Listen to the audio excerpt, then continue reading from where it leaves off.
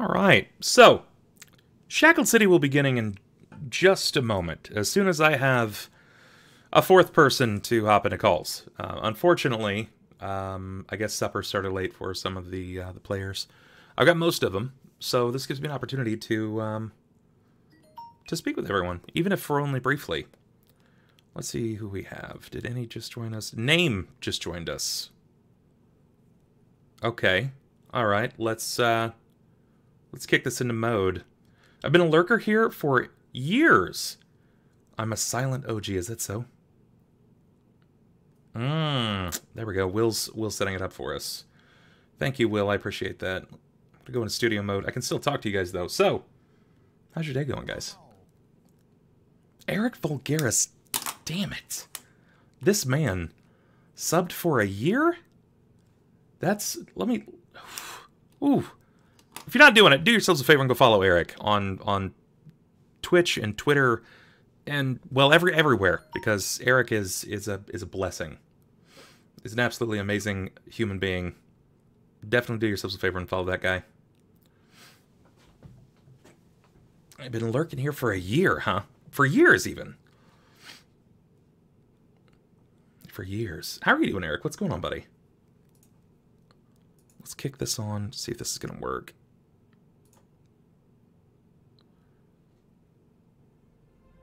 Yeah, there we go.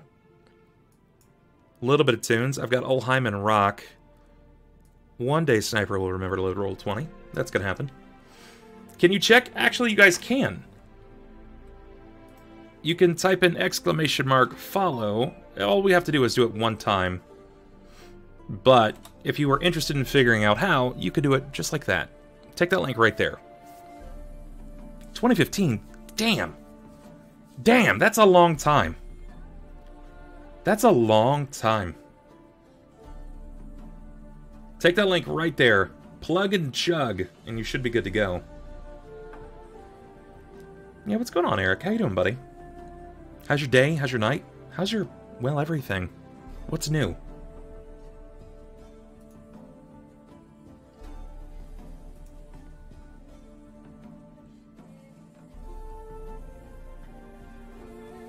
Okay. That looks good. I see what I didn't do now. Ha ha ha! Damn it. I'm the best. That's gonna be Thelsa, that's accurate. Everyone's actually kind of in their spots, which is weird.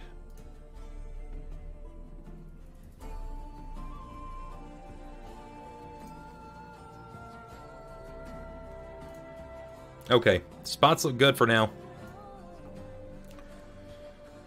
We're gonna bump back over there. I can see you on the other camera, so I know that's not the case. I can see you on the other camera. Fuck you, bub. Yes. Don't do that. Let's listen. It's been a rough week so far, man. Just love on me for a change. Let's just change it up a little bit. Good. Yes, Daddy. Just tuning into some bubs while finishing up work for the day. Right on. Yeah, I went ahead and beautied up the tweet a little bit. Beautied up the tweet a little bit? Oh, yeah. How does one beauty up the tweet? Go look at my reply. I won't do it. Because I'm going to be changing out some of your guys' stats. What's up, baby? I'm gonna post the shit in the stream chat. What?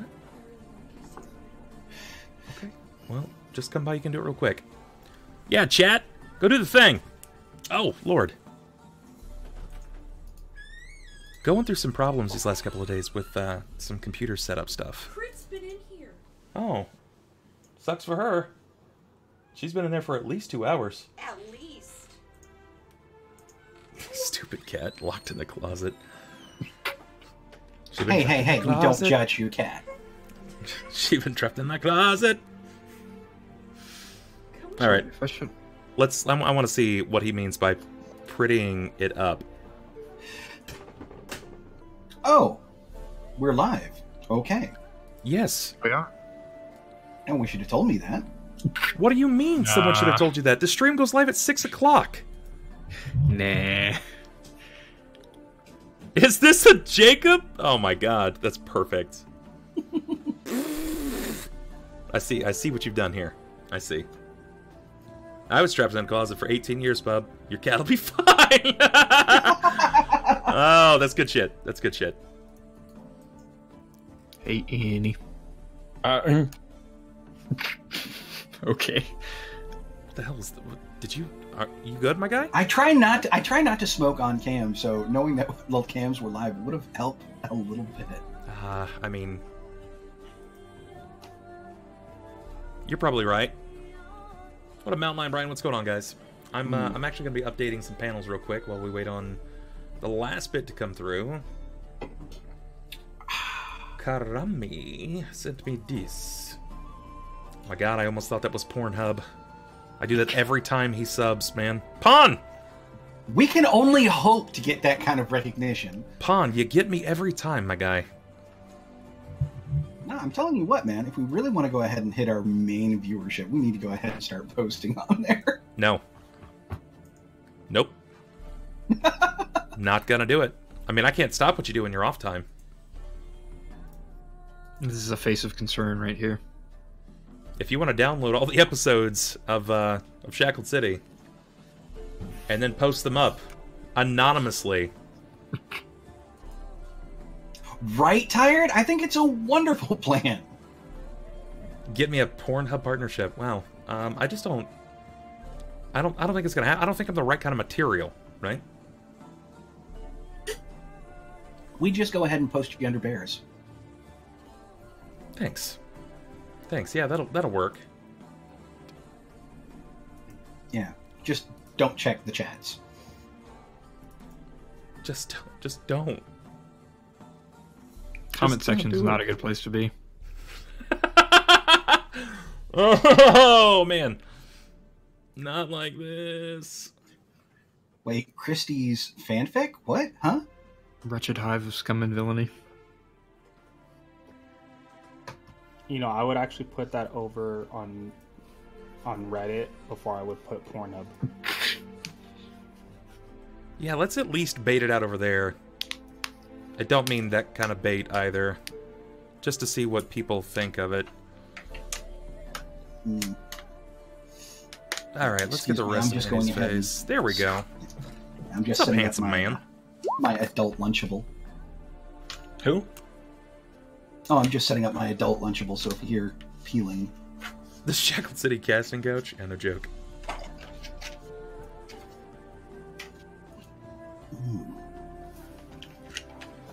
Seriously, though, if you haven't tried these Hillshire Farm, like, salamis and so forth, these things are awesome. I believe you.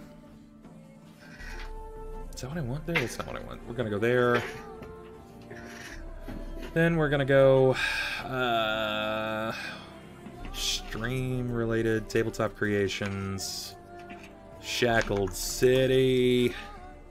Player stat box. There we go. Stat titles? That's it. That's the one.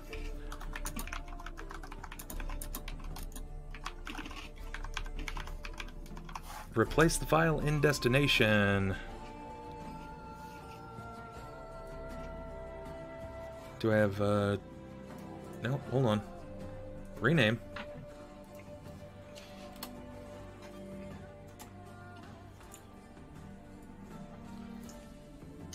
Replace the file in destination.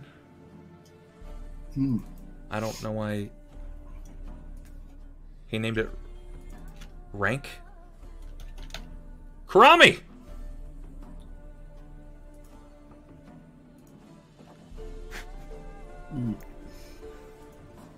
So, chat, how you been this week? Karami!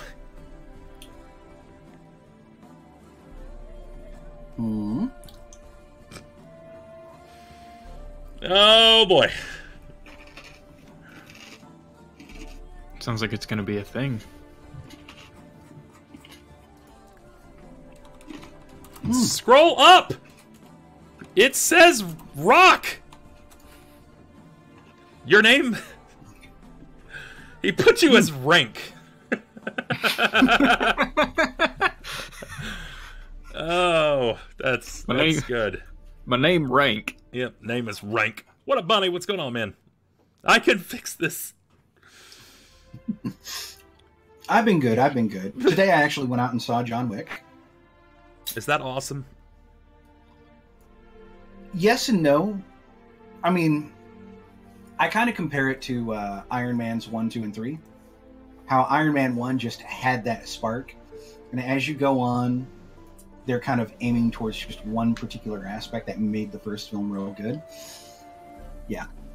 I mean, it's still super entertaining. I highly recommend watching it. I think it's even worth going ahead and hitting it in theater.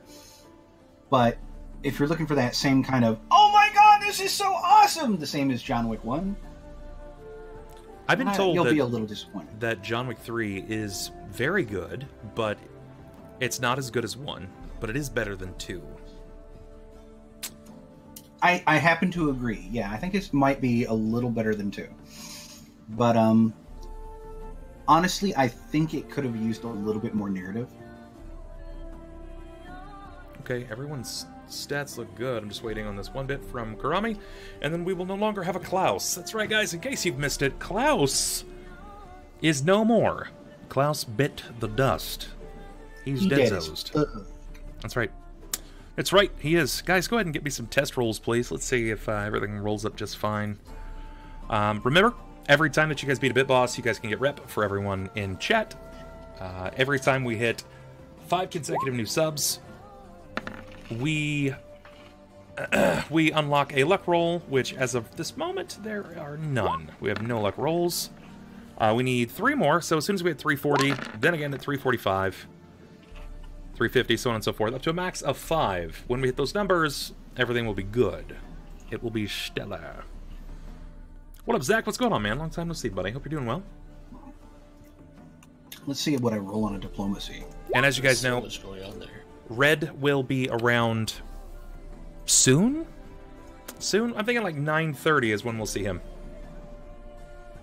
I'd like to say not that like he really brings much to the table anymore. I'd miss you, Klaus, but I tried to kill you so many times to say that. Klaus has been he's been stable, man. It's okay. Cam has been on a campaign to fucking kill Klaus for like at least 60 sessions. It's been a while. So it's kind of like battles. It's kind of like how Sloth's been towards me. Yeah, man, basically. Sloth is Except just- Sloth is like Sloth's more got- directed towards you as a person and not so much your character.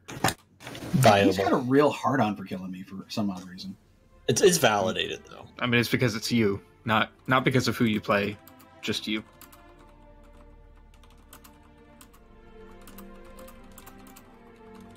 So, guys, before it bursts into poo-flinging and name-calling, because that's inevitably what's going to happen. Already there, baby. How's your week been?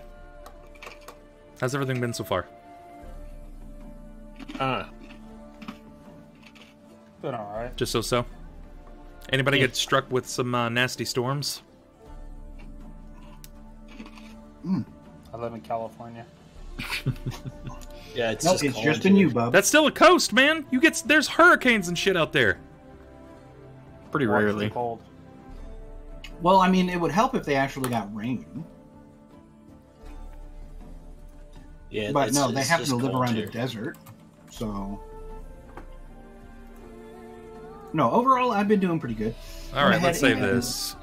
Save image as desktop there. Alright, let's hope that works. Went ahead and helped a friend move into her new place. Yeah? And I found out that her boyfriend is actually like one of those GMs for Paizo's campaigning league or something like that, Adventurers League. Okay. Go on. Yeah. Oh, we just had a real good time bashing on Paizo a little bit. Why would you do that? Oh, just some of the shenanigans. Klaus. Mostly having to do with Oh no. the story we were talking about. Mostly had to do with boons for the Pathfinder Society. I don't think that's an element. Sounds exasperated. It's not. Who did what? Nothing can be easy. I can. Well, that's a given, but no. Wah, wah, wah, wah. Nothing can be easy. There's a fix for this. Yes, there is. There is a fix for this. Control, print screen, paint. You know, part of the work in being a streamer is knowing when to identify when you're investing too much time or too much effort into a project. And making things easier for you moving forward. No, I don't know about that. I mean, you've been investing a lot of time in this project, and it's been a total failure. Just a fucking really extended train wreck. I mean, this has been a 3-year clusterfuck. Listen. Listen, okay? This is a passion. It's a labor of love. Well, no, I'm talking about, like, your other games. They're fantastic. They're wonderful. They're nuanced. And then you got us. This is like watching a vine of a car hydroplaning into a concrete barricade for like 3 years in a row. Oh, man. Just 7 seconds. Over and over and over again. Damn it. No, this is kind of like watching a kid, like, drive their big wheel under the truck. Okay. You know, it's a horrible situation, but you can't stop laughing. I don't know if that's accurate, but I'm not going to argue with you. I will. Tell him blue in the fucking face. You were last episode. Oh, man. Rip. True story. True enough. This is accurate. Rank stats. Ranked title. I love it. Rename to...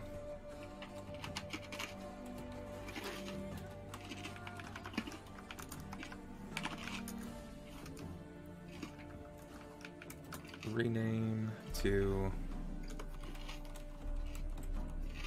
Alright guys, while I'm doing this, let's go ahead and start getting a recap in. Make sure that everybody is privy to all of the information of the things that happened last time, so we can actually kick this thing off, okay? Alrighty. And boys and girls, get your locks, get your chains, and get ready to get shackled in for our shackled week. God damn it. So, Oh. you shut up. And just watch those numbers start dropping. Yeah! Last week, quite a few things happened. Tell me about it. Round out the episodic adventure that was Klaus, due to Nablatorn using a very elaborate setup to, knowing that we were going to save Jakob, managed to step in, using an amulet of suppression, electrical suppression on Klaus to prevent him from jumping to a new body, and as a result, he was hanged and killed permanently with no way of resurrecting, at least that we know of. From there, Jakob was still in the form of a butterfly due to a baleful polymorph that he had been hit with. Correct.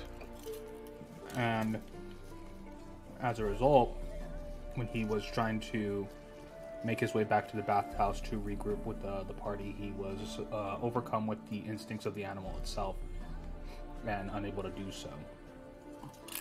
Yeah, I kind of fell victim to those animal instincts, if you know what I mean. Yeah. Oh yeah. Make it not like this, please. Thelsa and Cort had used that time to try to capture Jakob, knowing that he was one of few monarch butterflies in the area. Yep.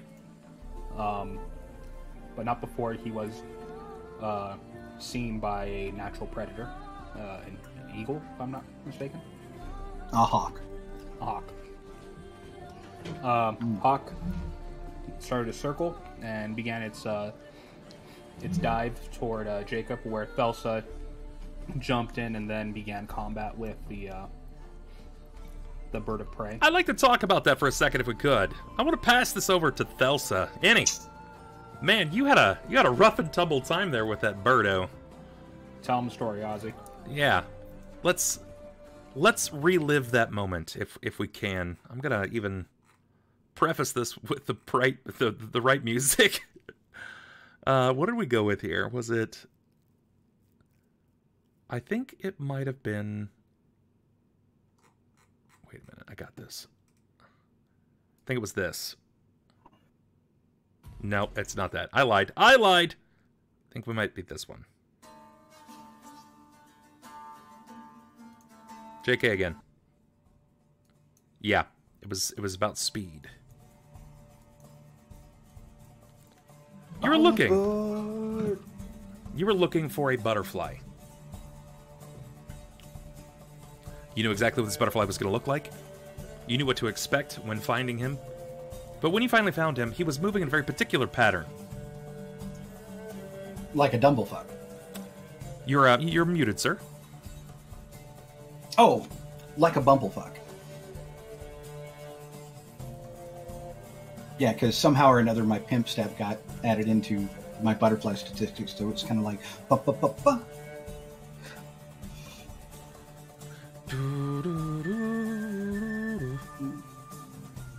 Does anybody else hear Annie? I'm not hearing Jack.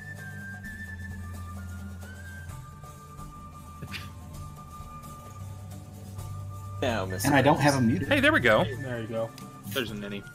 All right, so to go ahead and set the scene. Let's make that not ever happen again, please. God, God. I need my eardrums anyway. Oh my God. I Oh! literally thought that's like what his first words were. I was like, why are you making that noise? Oh, that was good. Perfect, yes. Describe it for me, Annie. Hit me with it. All right, so he was doing spirals around in circles, and I think it was due to one of his wings being a little bit smaller than the other. Yes, he was. And yeah, I saw him flying above the rooftops, and so I started to follow him for a bit, noticing he was going in the same direction that I was planning on going, which was towards the bathhouse. Correct. But then I noticed something else, and it made it a bit of a tougher situation. Which he didn't notice, and what was that? There was a hawk circling around above him, probably a good ways up, enough that it was looking for something to eat, and this oddly flying monarch seemed like a good... Yeah, it seemed like an easy target more than anything. Flying well above the house line in a city with very few trees, very, very few trees. The avian life is not super well fed, so anything that it can get at this point is probably well prepared to take anything on. It was not expecting, however, to meet with a half-demon. I didn't figure. But, yeah, so my first thought was, alright, I'll just polymorph him here, and then I'll figure out a way to hide him, and then I'll bring, or not, unpolymorph him. I'll dispel magic and try and just get him out of sight immediately. And, well, you know, as soon as I cast that, then all of a sudden, he knows all of my spells and I know all of his. Yeah. Because wild magic is a bitch. Because wild magic is at times a bitch. Yes, that's accurate.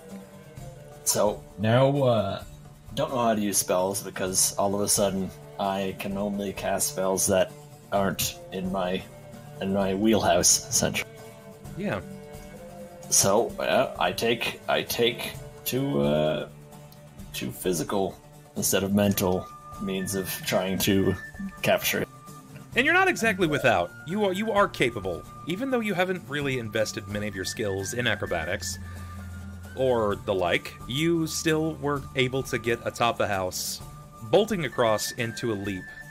On your final stride, you decided to reach out to intersect with the butterfly, but before you could connect, a hawk hit you in the face.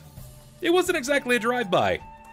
Nope. It was intense beast-on-beast action. It was nearly interspecies erotica. You definitely took one to the face in this scenario before you inevitably... Well, you know, I'm going to let you describe how this bird excursion went down. Yeah, let's start with the flying headbutt.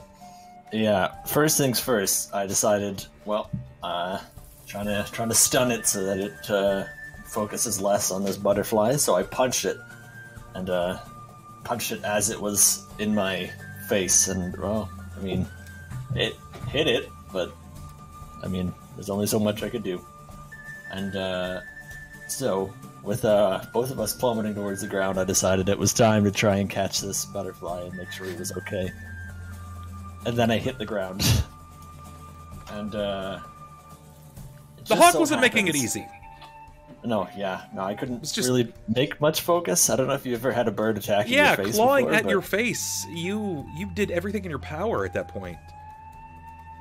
Yeah. Continue. And then we went tumbling straight into the earth and nearly crushed this butterfly. Yes. So close. Would have made this a lot easier. But he survived. And I decided, well, I mean, the best way to make sure this hawk never attacks Jakob is to incapacitate it. Yes. So I bit its gizzard. You did, in fact. Raiderson is right. A bird to the face would be brutal. This was more than a bird, it was a hawk. Repetitiously clawing at his face, Thelsa punched and then decided to bite at the throat to remove it from the living world. What would have been really funny is if you had succeeded in killing the hawk as the children rounded the corner, and when you stood up, you had butterfly stuck to your kneecap. That would have been awesome. At least then they would have had something pretty to look at. Instead, I don't know they just about saw that. Me. You were able to at least incapacitate the hawk, but only before you wrapped your mouth around its throat and then tried to tear its throat out. You were just able to bring it down to 0 hit points, and that's when you heard the screams. Yeah. You turned, and there were children in the end of the alley, watching this demon woman leap from the air, catching a bird mid-flight, fighting it for a moment before tearing its throat out. You look down the alley at them, spitting the feathers in as many directions as your mouth will allow you to. And then you narrowly punch yourself in the face. Not because of remaining feathers, but because of a butterfly. Because the butterfly landed directly on my nose, and if you've ever watched SpongeBob, you know that's not a pretty sight. That's right. Toucan Sam was on it here with the follow your nose. So I swatted at my face, and it just landed back on there again. And once I'd settled down a little bit, because fight or flight was still taking place, because I just went face first from the top of a building to a bird's face to the floor. And it doesn't matter if you're level 12, if you're a caster, your physical combat, like your hand-to-hand, is bad. You're basically just slapping. You're slapboxing at that point, hoping for the best. Oh, yeah. You grabbed at the butterfly, but before you did that, you did damage the butterfly. Yes, I did rub one of the wings when I was swatting at it, and it looked like I did some kind of damage to it. I can't really assess how much it is, but it's a butterfly, and if you ever swatted a butterfly, I don't know if you've seen it fly. So, I don't know how much damage I did, but I definitely touched the butterfly. Let's put it this way. If you don't help me, I'm walking to the bathhouse. And that's going to be a long walk. I could just rip your wings off and then turn you back and see what happens. That would be awful. Bub, that's what you described. That would be awful, man. Okay, Let's not. You did that. You did just that. You were able to capture him, but not first without doing some damage to the wing. You then ran back to the bathhouse, or at least you were on your way back to the bathhouse when someone intercepted you. A new figure, someone that you'd never met before, someone you've never seen in the town. What'd they look like? They were very orcish. Very orcish. Okay. They had tusks and green skin, and they seemed friendly, despite being orc-kin. Orkin? It's the Orkin man. Well, I mean, Yeah. he is the Orkin man. So, Do you know the Orkin man? Splodes. Orc. You are the new figure. Klaus passed away, and we introduced Rahk. Mm-hmm. Admittedly, your name is significantly larger than Rahk, but Little bit. we'll give you an opportunity to say that later. Okay. Sounds like a plan. You asked what she was doing, or where she was going, and she said, "Not now! To the bathhouse! If you want to talk, come to the bathhouse!" And you went, "Where's that?" And she just kept running. Yeah. She's not the most informative. Well, You decided So to I follow. decided, yeah, I decided I'd keep pace. You did, and you did just that. You're quite capable of maintaining the pace. But not first, before we had a bit of a fight. Ronald. Ron, lad.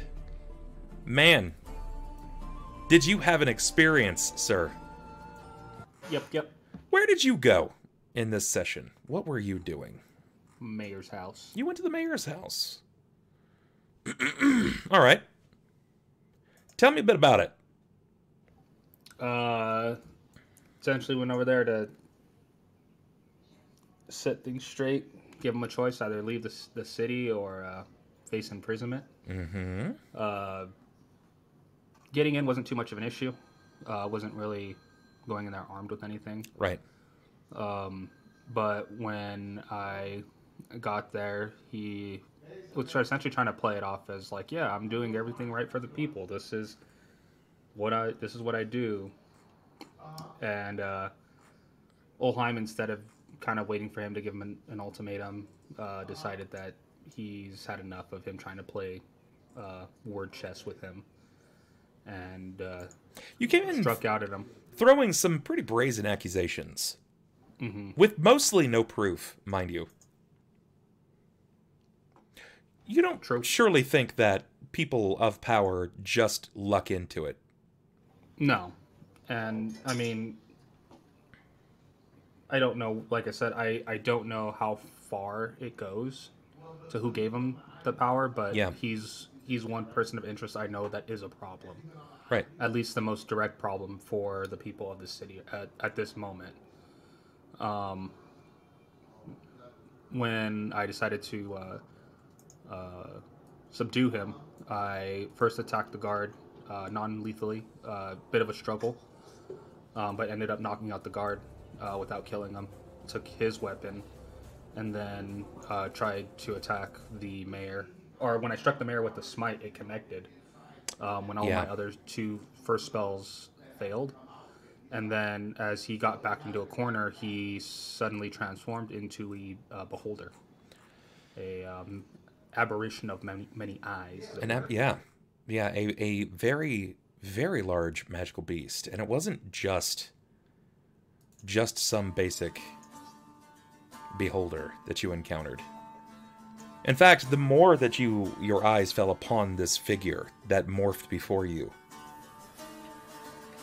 you saw that the room almost started to warp around him. Correct. And that he, as he moved before you, began to grow oppressively equally as large in that room as he barreled down atop you. Mm-hmm. You noticed that most of your spells were not working. You've never fought a beholder before, at least in this game.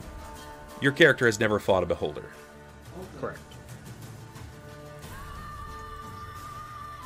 Out of game, you know what happens. You know why you couldn't cast spells, correct? Yeah, center eye is a constant. Was it nullified magic or anti-magic field? Yes. Where- Yes. And a slew of other things, courtesy of his various other eye stalks. Yeah, correct. And he was laying waste to the room. Just Yes. moving closer and closer to you, explaining that this is not a fight for you, that you will not do well here, that you made a mistake on this night. He failed in action. He meant to attack you, but not before biting you.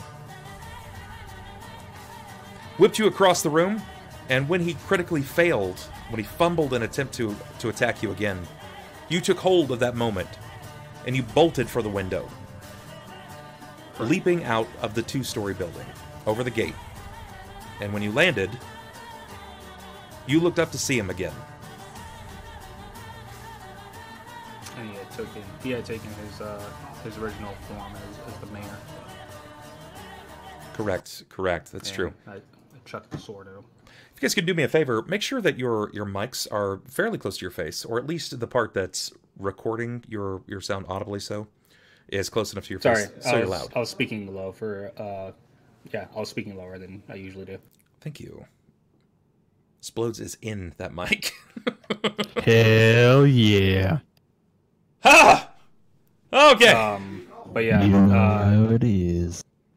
after I had made my escape from the mayor's estate, I had went back to Occipitus. You did.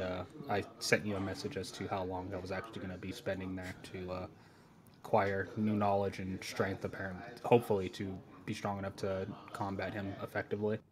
And it was no short amount of time. Correct. It was a fairly substantial amount of time. You said, what, 3-4 weeks, maybe? I sent you another message extending it. I was probably going to be there for the last 4 hours before Jacob's trial that I am aware of. Okay, all right, that you're So aware of.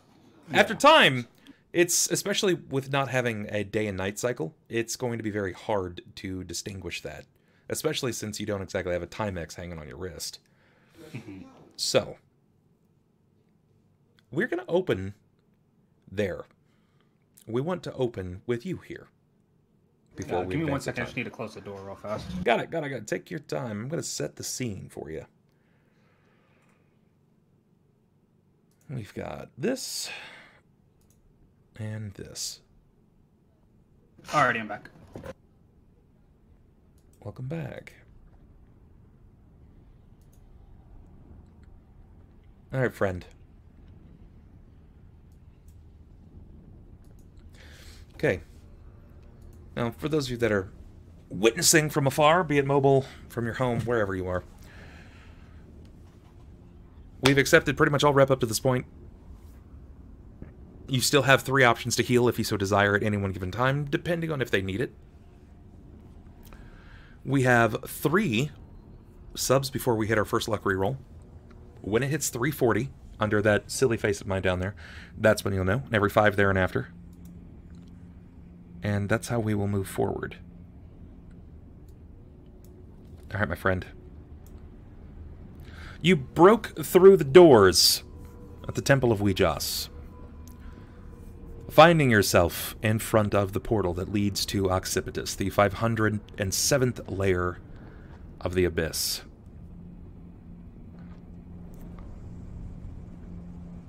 This place has not been welcoming to you and to yours for a lot of reasons.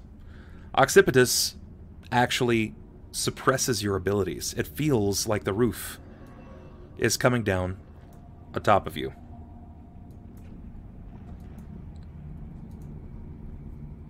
You wanted to break this portal. You wanted to go through and dispel it. Your goal was to move through, breaking any opportunity of anybody else coming to the other side. But it didn't work that way. Not this time. Wild magic is just that. It's wild. Nobody really knows how it operates, but this was a subject of that wild magic. It is beyond your abilities, at least for the moment. Yet you decided to remain here for 2, 3, 4 weeks, however long it takes, to get what you need, and to come back out stronger and prepared to fight against the threat that is Ambarda, Naphtatorin, the Lord Mayor, and the vampiric threat that rests beneath the city.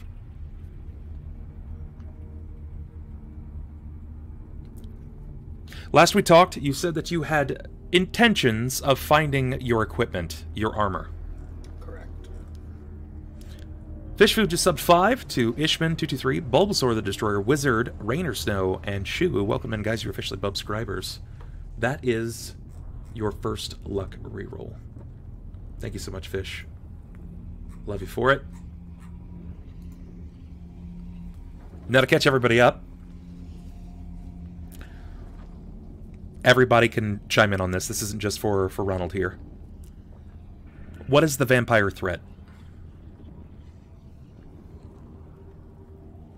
Anybody, just this open forum. It's the vampire children and goblins that are underneath the city that were feeding on the void dragon. Why is there a vampire threat? Why children? Well, it's a failed orphan reappropriation program. Originally, it was actually a camel. Well, originally, it was some other things. Then it was a camel, and it became children from that point forward. Then the children infected a bunch of gnob. You failed at attempting to remove them. You were even attacked. Not just in any plain location, but in the middle of a fire in a tavern. One of you was attacked. It was actually Sniper. At the time, he was playing Jared Skellering. You found a child. She lay unconscious at the end of a hallway in a burning building. You thought it was odd that she was in a tavern, so you moved over and picked her up. No, I think you're actually thinking of one of Innie's characters. Am I? Yeah. It may have been Dea. Was it Dea? Yeah, it was Dea, because, you know, wait, Dea was that ranged. vampire child was smoked. Dea was what? Dea was ranged, wasn't she? Yes. It was Horum. Yeah, Aurum. He healed it and it fucking burned to ashes in his hand. You did? Oh yeah, that did happen. You... I remember now. See, bad things happen and people immediately assume it's me. I mean, it's a fair assumption. I also burned a vampire, so I wouldn't say it Not was a quite bad wrong, thing. but okay. You did kill one vampire. Yeah. You brought forward a portion of your divine-like fire, a light shone upon them, as they attempted to bite you, to render you among the cursed. You slay this child, but not first without getting attacked by others. You failed to kill them, they failed to kill you. They fled into the night, and for many sessions, that threat was gone. Nobody thought, hey, we should probably look for those kids. You know, it's not that we didn't think about it, it's that we had more pressing matters than things that we're hiding. Like dragons and sea creatures. And the sea creature was actually just a dragon, so just dragon. Was the sea creature a dragon? It is a dragon. It is a dragon? So are you saying if it's that... the same creature. Do you think that the creature of Crater Lake was Ambarda? If the tails that swung at us are identical to the tails that are its tails, it would make sense to There me. were stories prior to Ambarda being released of the creature of Crater Lake. Those may have been legend, but if there was something to them, then I imagine that Ambarda just took the place of the creature of Crater Lake and wasn't actually him to begin with. That's fair. Okay. That sounds good. So, you have children now. How many children? Hundreds, possibly thousands. No, Those are the goblins. that's goblins. I think there's three or four kids left, if I'm not mistaken. There's a few more. Hmm. In that time, they were able to amass an army of goblins, not just regular goblins. What is really an army of goblins to a few characters that are level, 12, 13, 14? What is that really? That threat is not as intense. But then when you find out that it's an army of goblins with vampirism, things start to change a little bit. A few children turned into an army of vampiric goblins. When you discovered them, the floor, the walls, the ceiling prattled and moved. They evaded the daylight from Ulhime. But it didn't stop them. Their numbers were untold. And your best guess was upper hundreds to low thousands. Yeah. So that's the vampires. What's a Naphtatoran? He's a Glabrizu. He's a Glabrizu. What is a Glabrizu? It's it's a type of demon, and he's a very large Glabrizu. He's a very large demon. Thank you. And Porky the Pig. and he was head of an army. One of the war generals for I don't know what for. One of the generals for one of the great demons. Devils. That's mostly correct. Does anybody have any information there to paint the rest of that scene?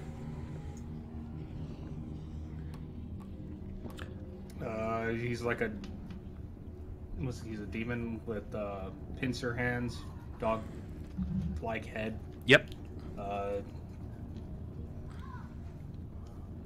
Pretty much bent on taking over the city at this point. Amidst other things, yeah. And Oh, I mean, his objective we know right now is to do that. Yes. Outside of that, he's a made really allies. terrible parent. Yeah, and he's making allies with our other enemies to fight against us. What other enemies? Dorlot and Embarda, I believe. Is he? Potentially. Okay. They all know of each other, essentially. So. Naphtatoran is a demonic war general. Not just for any basic army. He led the most rampant and visceral attack on the lands that basically rended the earth and created the Demon Scar Wastes. He was the general for Adam Marcus, the Prince Demon of Madness. That's a name you guys haven't heard of in a while. Never heard of it before. Yes, we released Adam Marcus in the very few first episodes. It was strung up and having his flesh cut from his body, and we just said, hey, this guy doesn't look too bad, let's release him. It was more than that. It was more. He made a promise, actually. He said, if you free me, I'll bring your friend back. I'll save your friend. Yeah. And, yeah, that was Jimmy that he made that promise to. And, Jimmy said, alright, makes sense to me. So, I went and saved him, giving him vials of the friend that was going to be saved's blood. Yep. And, as his payment, he allowed me to bring said person back at the cost of Jimmy's own life. Yes. He didn't exactly speak the full terms. Nope. And that person never played again after like 2 more sessions. And I think that he actually was the... I think he was actually holding the seat of power in Occipitus too. At one point. Yeah. I think he was mentioned during our trip. Yes. But... Yeah, you guys were given some details about that, but yes, that is correct. Okay, alright, that's 2 of the big threats. The name Embarda has come up a few times. What's an Embarda? It sounds pretty. It's, it means doom. Mm-hmm. Any particular language? Because it's not English. Draconic, I think. Yes. Yeah. You know what's Friend. bad? When the dragons named him Doom. Not even that, like the elves, but the dragons are like, damn, man, you're not a good guy. I'm just gonna have that as a constant reminder. We're gonna call you Doom. Yeah, that'll work. Who freed Real recognize real. Embarda?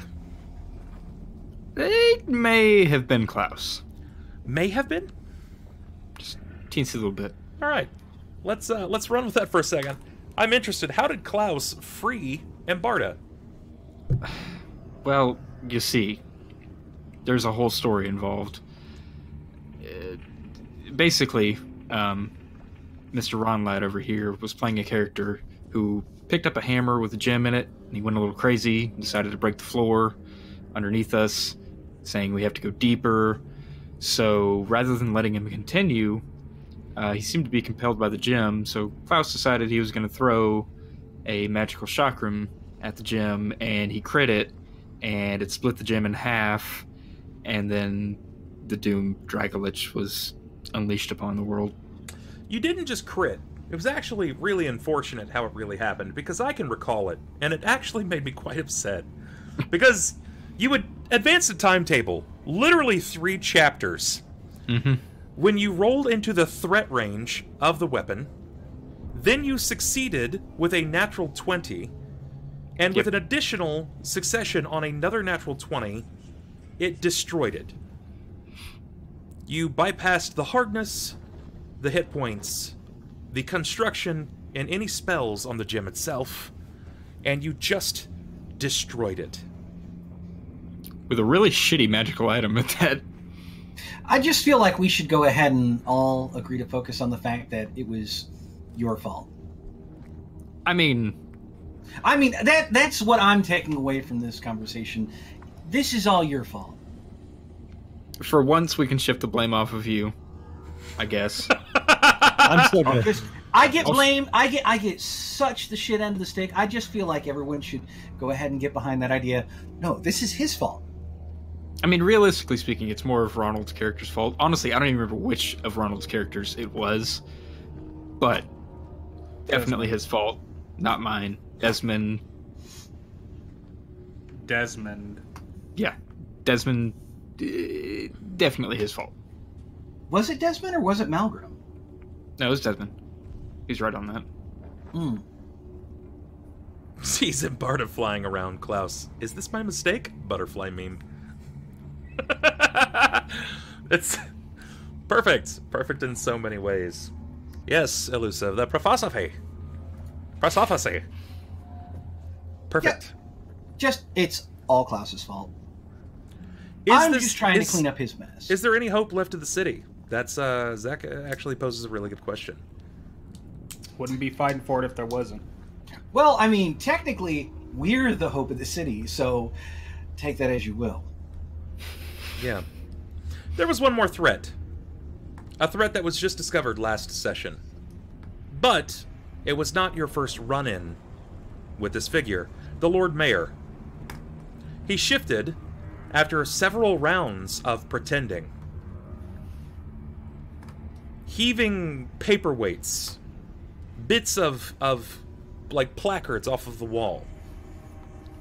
Before inevitably he was cornered, and his hand was forced. He revealed himself as a beholder. Not just any beholder. Quite a fierce beholder at that. You discovered this beholder many, many sessions ago. It was actually during Chapter 1. Who was this beholder? What did he do? He stole some kids a long time ago. He did. Particularly one kid. Do we know why? Nope.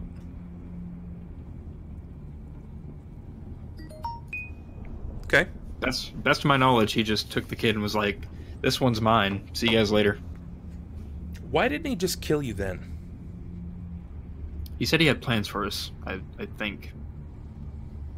It's been a long time ago, but if I'm recalling correctly, he said there were bigger things in the works than we could understand. At the time, was Sniper and Ronald in the game? I don't think so. I think that was before they joined. That was Dan and Panda. Yep, I think I came in fairly, like, within 10 episodes after that. I think it was Dan and Connor. Wait a minute, was it? I know you guys still had Connor when you guys were that early into it. That was Dan. No, that was the Casmogen fight. The very first time you guys fought Casmogen, when he picked up Annie and heaved him out of the window into the Underdark. Yep. Yeah. And that's when you discovered Sniper playing Fareed in the private sex dungeon? That's right. This was like a couple sessions before Sniper was introduced to the game. Yeah. Yeah. Okay. What a way to introduce a character. That was a good one. I'm going to save that again for later. Might have to reuse that in a future Sniper game. It's okay. My next character was there too, because I had just got a new character. It got thrown out a window, and then I got another one. You died like it was like 2 hours, like real time, start to finish. Yeah. I mean, that's pretty par for the course. We've had 2 players go out that quick. You and Sniper now. Yeah, Sniper got cut in half by someone in the party. More than cut in half. He had a rock dropped on his face. I love that story so much. He has a brother with 2 letters in his name swapped. Showed up looking for him. Yeah. Well, I mean, hey, I had one. No, the character was alive for all of 12 seconds before Red cut him, bisected him in half. And poor Enro. There's his brother Nero in town. Have you seen my older brother Nero? He looks a lot like me, only a little older. That was a good time. We should go back and do that again sometime. Yeah, and of course that is so me, Wit, because I broke into this game fucked, and I've just constantly stayed that way this entire time. Yeah, man, what a journey it's been, guys. So, things are basically full-on pear-shaped. You are the only people in town that, for some reason, happen to see the machinations at foot. Maybe it's because people choose to yield the blind eye.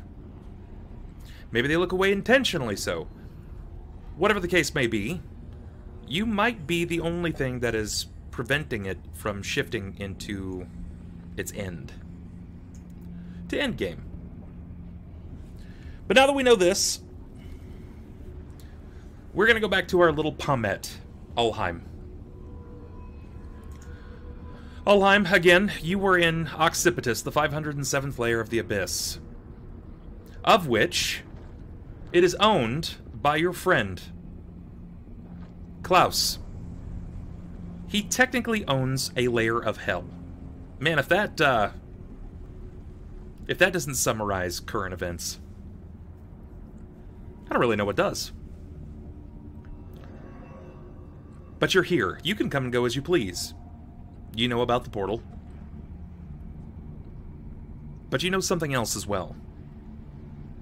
The session ended with you discovering something. Not just a little something like, oh, plants are growing in the abyss. No, you found a door. A pair of very large doors opened that were closed. They were locked before. And anybody who dared to touch it nearly died. Describe to me that situation, please. Well, seeing that there was 4 bodies that were there, each one representing the 4 founding families of Cauldron. Their blood essentially was the key to unlocking whatever was behind that door. There were 5. Knew exactly 5. Sorry. 5. Klaus knew what was behind the door. We in game do not. Other than that, looking on the inside, there was 4 giant shackles that had been undone as well, and the walls and stuff essentially had magic runes and seals on them to seal away magic. Yeah. Yeah. Okay. You did see some things with the bodies, though. Yes, 2 of them had magical ley lines of Klaus's affinity of lightning running through them. One of them was the Cerebar Spellmason body, and I forgot the woman's name. Let me check. It was Lidu, right? The woman? Yes, Koza Lidu. What were the other 3 people? What were their names? It was Koza Lidu, Cerebar Spellmason, Alec Tercival, Tercion... No, not... Yeah, Tercion Skellar? No, not Tercion. No. Oh, his father. Mal. Yeah. And...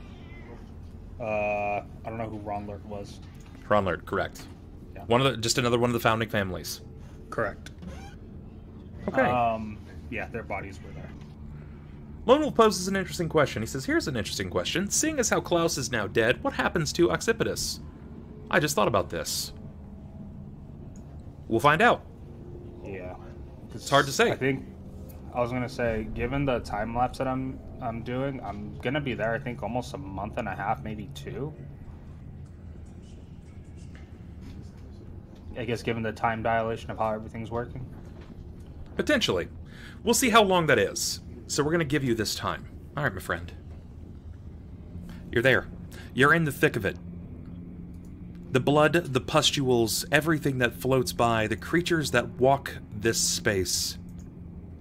Nothing here fears you.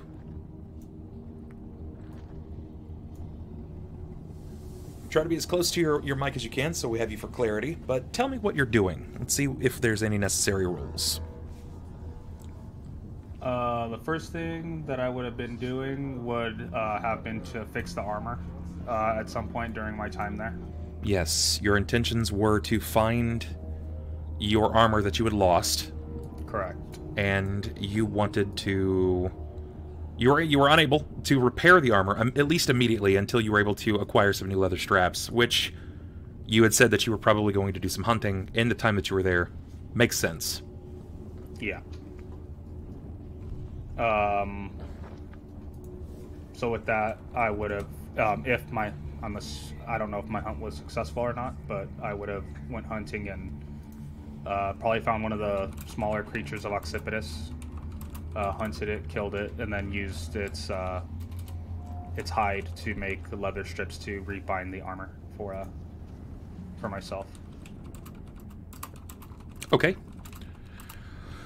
What are your other intentions while you're there? From there, it would be going back to the postural field and trying to see if there's any other weapons or armor that might have been lost in the postules. Seeing as we could see through them when we were there, I would have taken my time to see if there was, just to avoid creatures that were inside, knowing that they're essentially stuck in time or being slowly digested, so dealing with that hostility wouldn't be necessarily the smartest thing to do at that point. That's going to take a lot of time. The pustule field itself had some... had a bit of a very precarious path about it. You didn't just get to walk through, you know, nimbly-bimbly. Correct. The next thing after that would have been to find that fallen angel that we had found. The one who had fallen with Celestia, the portion of Celestia, in the last room of the Child of the Smoking Eye. Yeah. To see if there was any way he could grant me any aid or any advice as to the creature that I'm fighting, and if there was any way to defeat it. Okay. Sounds good. The armor. Let's go here and toss in your lot with this. Let's give you a chance. Give me a 10% range you do not want. 1 to 10.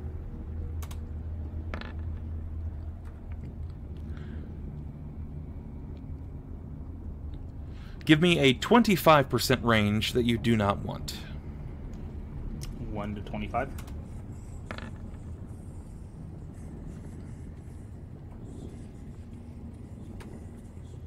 And a 10% range. No. 20% range that you do not want. Same thing, 1 to 20. Okay. All right.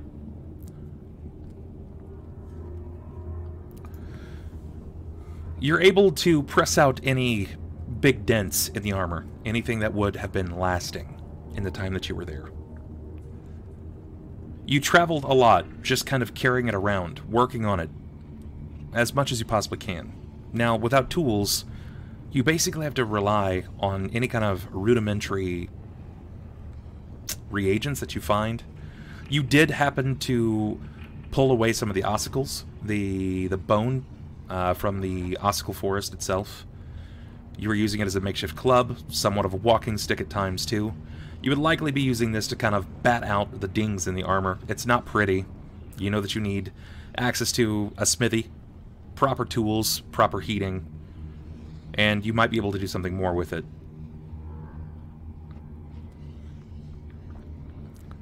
But you're able to make it functionable. You do happen to fell one of the thunder beasts in the area. It was older. Alone. Normally they travel in packs. This one did not. You're able to drop it. Cure some kind of meat with whatever you happen to have.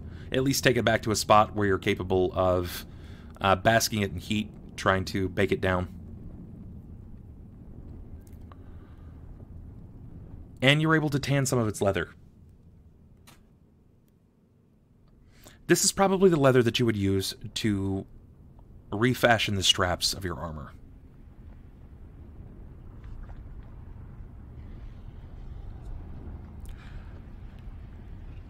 You wanted to see the angel. Do you remember anything about this angel? You said that he was a former servant of Helm, last I remember, and that he had been stuck there during the battle. Ever since that portion of Celestia fell into the abyss, he's essentially been stuck there ever since, working as kind of like the watcher for the Trial of the Smoking Eye for the last portion of it. Why was he the watcher of the Trial of the Smoking Eye? Why was he involved with the Smoking Eye at all? He had worked with I guess he had worked alongside other people to prevent Adamarcus from regaining power from doing the trials. But in order to do that, he had to be like one of the people there to make sure that the person who was taking control of that portion of the realm understood the value of self-sacrifice.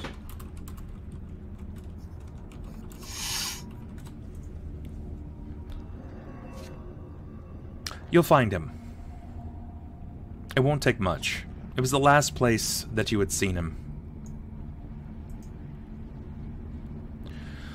He nests atop the skull.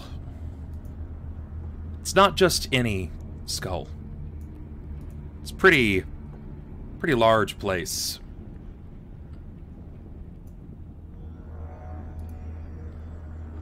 Let's reinstate these. And I'll bring the map back up for everybody.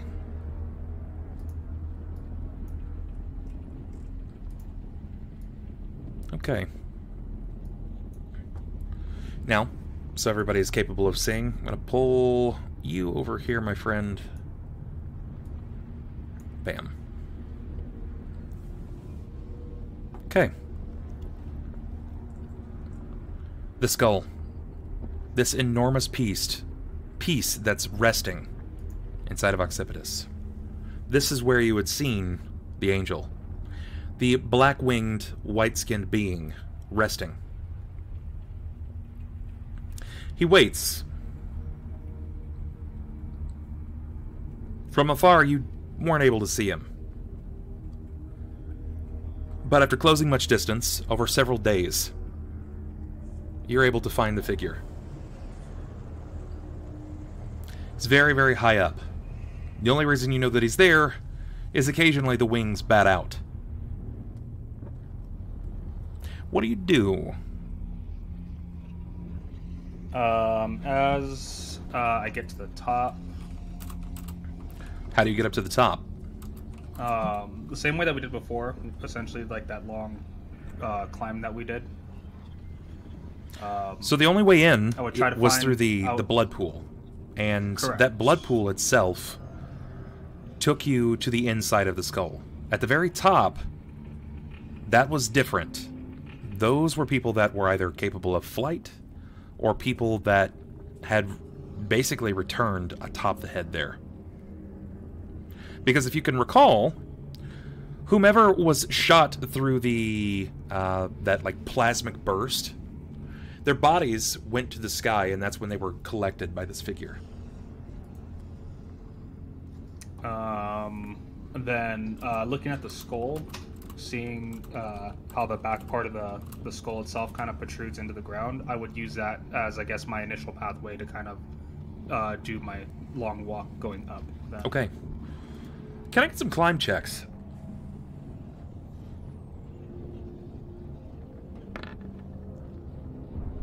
That's really, really good. Now remember, this is a big fucking place. Okay, like this skull, in accordance to size, if you guys can all see, bottom left corner, this skull is over 100 miles large. So your hike is going to take time. Where he rests is not quite the furthest spot away, but it's high enough up that you'll probably have about 60 or so miles to travel. You don't need sleep. You don't suffer from fatigue. So you just keep moving. Even with that concept, I wouldn't be rushing my climb. Sure. Just knowing that if, like, one, I have as much time as I need to get to the top, Okay. and acting rash would only get me knocked down. Or That makes sense. That makes sense. Give me 2 more climbs, please. I'm assuming that you're just taking your time. Correct. 12 and 13. Okay. Taking your time with your climb checks and your capability, granting that you are free to move at any pace that you feel comfortable, it's going to take you about 2 days. It's not easy. Despite the location, the skull itself is very smooth. There's lava fonts that burst occasionally around, which will crest against the skull in spots. Climbing this is very difficult.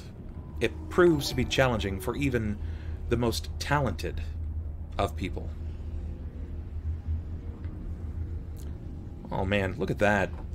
Getting rated by Save or Dice as well. What a beast. First Tosh, now Save or Dice. What's going on, guys? Welcome in, everybody. Thank you so much for coming in. We were just discussing a climb, a bit of a crawl of sorts. In hell, no less. Welcome in, Laura Bones. Cooters. Omniverse, Forest Walkin', Celtic Owl. Welcome in, everybody. Love you too, buddy. We should talk soon. We should talk. We need to have some Gen Con plans. So reach out to me, even if it's on Facebook. Whatever works best for you. Facebook, Twitter, Discord. Several days. You make the most of it. Finally, you'll reach the top.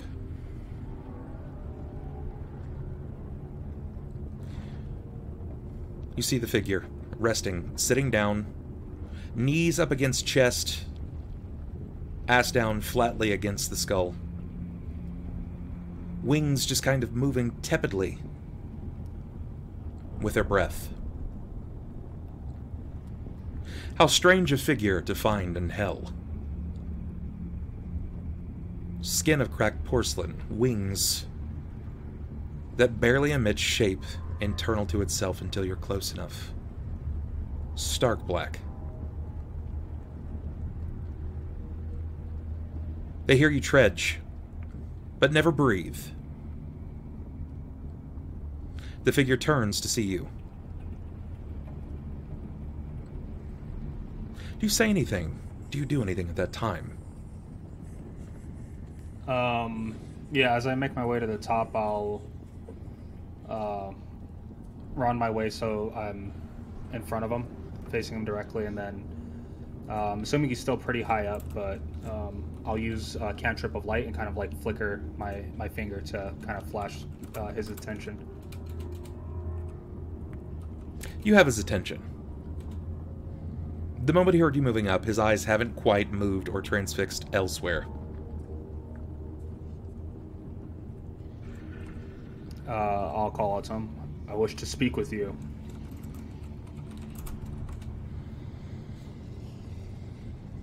You hear this exasperated sigh. Stay a while and listen. They move for a moment before pushing themselves up. Their wings come into a collapse behind them. Hello. How can I be of assistance to you?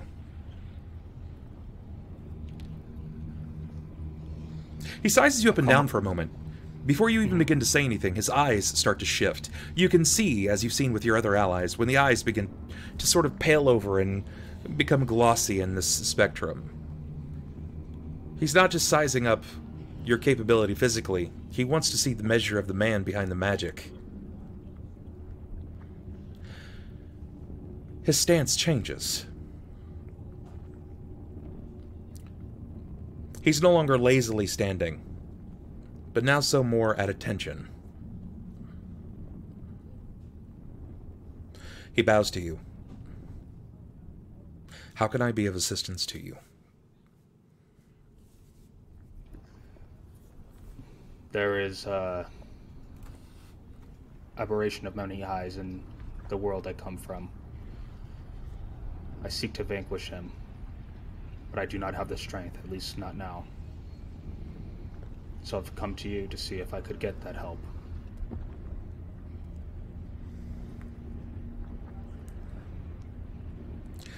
Forgive me, man of the material plane, but I am not as capable as you assume I am not of that place. I have not been there in many lifetimes. This is my home now. And while the beasts vary, while their strengths are beyond normal man's wildest imaginations, I know the kind of troubles you face. I've heard my brothers and my sisters speak of them. I've read tales of these magical beings.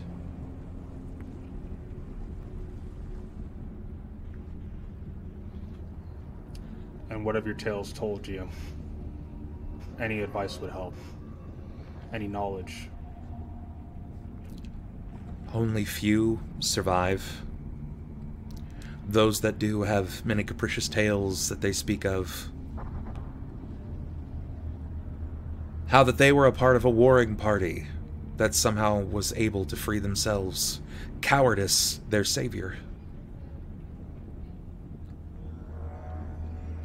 Is it truly being a coward if it means being alive?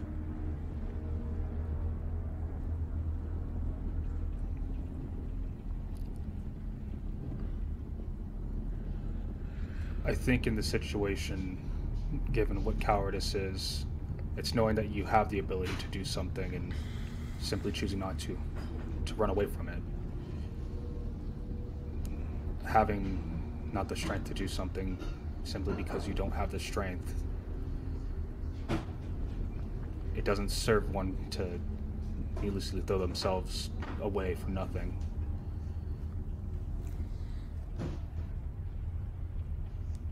It may sound petty to say, but I think that's what friends and allies are for, to make up for those weaknesses that we have.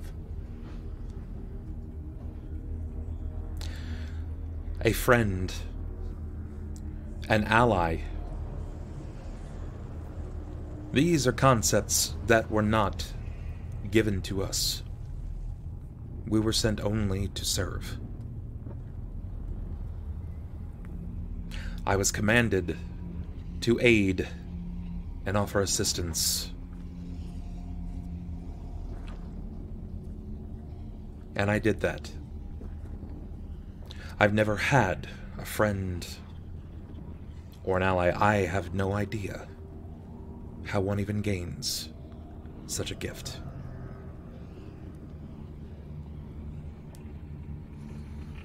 As he says that, Ulhime will stick out his right hand. Ulhime Shieldbearer.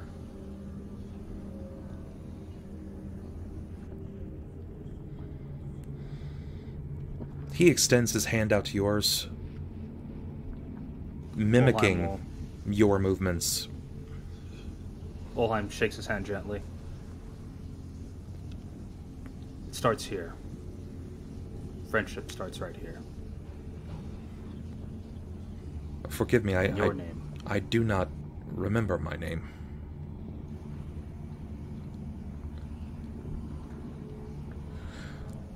I remember my title. My title was to keep the secrets of the Smoking Eye. A herald of trials. You may call me whatever you like.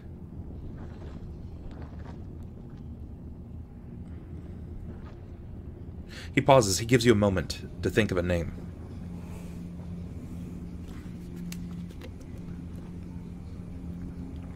Well, if you are Herald of the Trials, then why not Herald?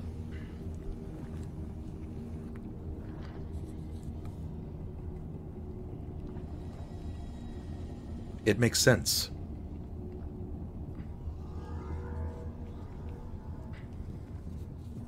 Herald.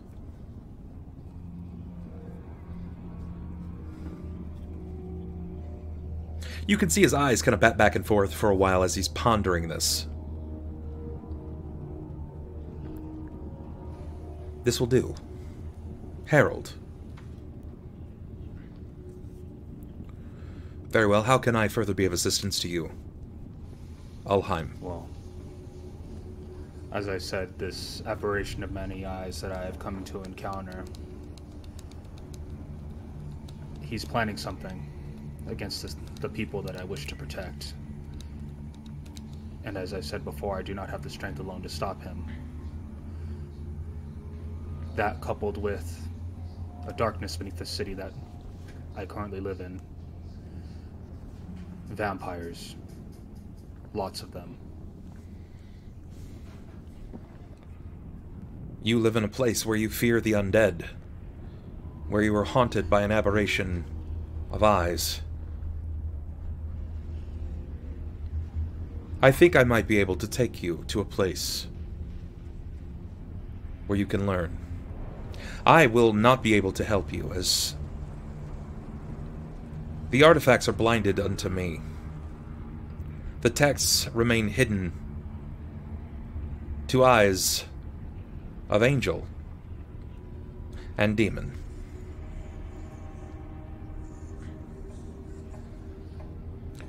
He extends his hand out in offer. Would you like me to take you? I believe I will move faster than your feet will take you. That'll be grand, Herald. And thank you for helping me. He extends his hand past yours, grabbing onto your forearm. And though his body remains small, smaller than yours even, and he is not deigned clothed, but there is no fear, there is no shame in his look. He grabs hold of your forearm, a strength of which you would not expect. If you were a lesser man, he may have broken it. But his grasp firms around your wrist, around your forearm. The fingers almost seem to elongate, wrapping, grabbing hold. His wings extend out in a span of 10, 12, maybe 15 feet. They're quite beautiful when this close. Before finally, he begins to move, walking to the edge of the skull. And with each step, the wings begin to pull back and blow air downward. They pull back and push down. He explains that this will not be comfortable. That just bear with it. And with that, he takes flight. Easily carrying your body like a basket, a child, an infant, with ease. Never breaks stride. This is an innate skill of his. He carries you across the plains of Occipitous, over the bloody volcanoes, dipping away from the many pustules that float from on high, the amoeba-like tentacles reaching out to grab at him, but he moves with finesse and grace. You're unable to see most of this because of the speed of which he moves. When you saw Klaus move with flight, he was quick. But this is true speed. You have no idea how fast it actually is, but you're covering ground so quickly. You don't have to worry about moving over foreign ground, or treading through volcano, or moving across creature in defense or offense. He's heading to the Cathedral of Feathers. You've been here. You've seen this place. Even recently so. It's left how you last left it. In utter disrepair. The front half of the building has been destroyed, and the look on his face shows just that.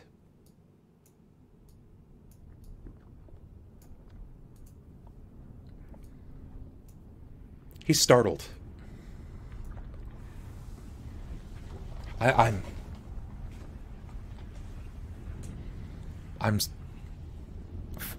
Forgive me, I'm without thought. This was not how this place was left. And though I have not been here for a while, I don't remember it in this form. Something has clearly desecrated this place. Klaus had learned how to control, I guess, the body of Occipitous, and to have us move a large object that was placed in here, caused the building to split in sunders. I understand. As the ruler of Occipitous, he does as he will.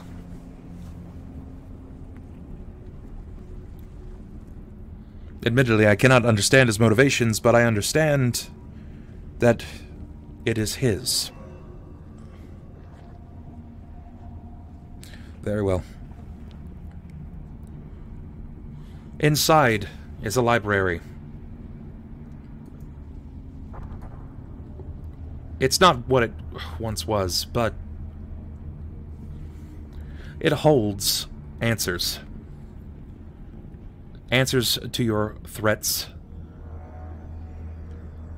Answers to the problems that betroth you on your plane of existence. If you freely walk this place, and you know of Klaus and his ownership of Occipitous, then surely he will not mind. At least not in the slightest, that you are here reading the texts of Celestia. I will stay here, keeping watch. Heed the time that you have.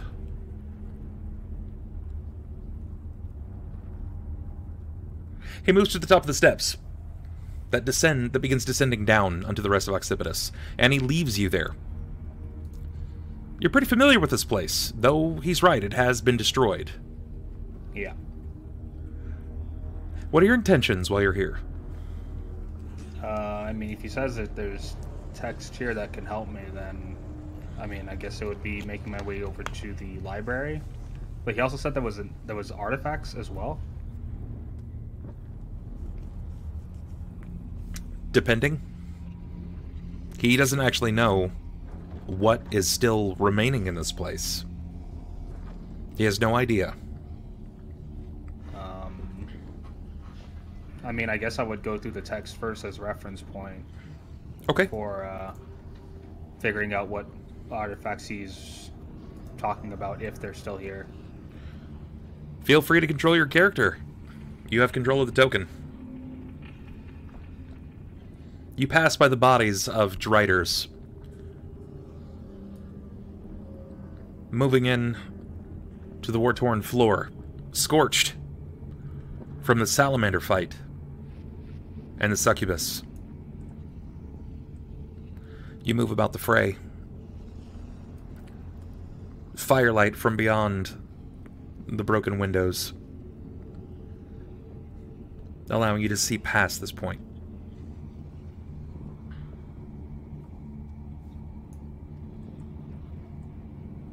And here you stand. On one side, a library, another, unawares to what it may have been, a study, potentially a studio of sorts. The last time you were here, you dealt with a bit of a problem. You were able to dispel a trap that was causing books to fly. Correct. Anytime you entered or neared the room, books would come out, and a mortal man would have been killed. These tomes, some of them weighing upwards of 15, 20, 30, 35 pounds, were heaved out at such force that it would have literally knocked your block off. But here they remain, tossed in various lots, some of the books destroyed, the shelves destroyed as well. Ron, this is where I give you an opportunity here. You have to make decisions. I need to know what you're going to be looking for. I need to know how long you intend on looking. I also need to know if you're going to be searching for anything in particular. So what I'm going to be looking for, books specifically to two things. One, the creature that I ended up fighting. Anything that talks about a creature with many eyes like that. Because I already know what it is out of game, but in game I've never encountered one. Second would be either artifacts, weapons, or armor that talk about dispelling large intricate weaves of magic. And if I can find anything on those, it would be that would be the central focus. The next one would be something, any device or creatures that I know of that can easily dispatch undead. Okay. So it would be those three. Alright, then let's start a roll. Let's start the first one. You were looking for what exactly? Books on what the beholder is, weaknesses, or just... So you're essentially looking for the equivalent of a bestiary. Yeah. Okay.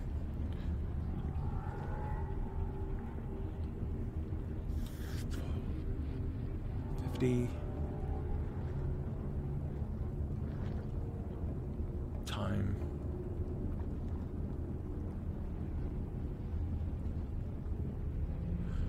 I'm gonna give you a window of 30%.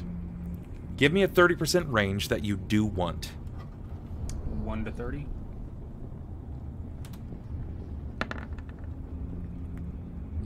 $90.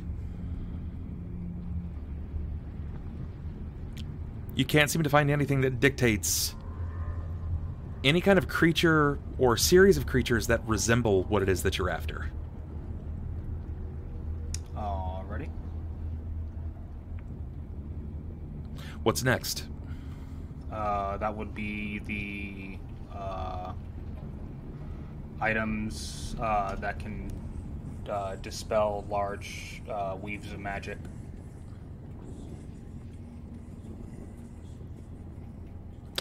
When you say weaves, are you talking about Something similar to what I saw with the through my detect magic and the beholder's lair. So something that can dispel that. Oh, you mean the That's wards? Something that could dispel the wards. Gotcha. Yeah, not just like single, like not just like a dispel magic. I'm talking about like an artifact or something that would completely obliterate something like that while it's in that area. Oh boy. Okay. I'll give you a 10% chance. I'll do 1 to 10. Okay. 69. And the last book. Anything to destroy large quantities of undead, or just that are known to destroy undead in general. Okay. This is probably substantially larger. Let's go with probably... It's a 50-50. So give me a 50% range. I'll go low. So a lot of the demons, demon generals, they were capable and they regularly used hordes of the undead. So you said low? Correct. Okay, low. 23. Yeah, you do happen to uncover some texts that discuss the appropriate methods of dispatching the undead.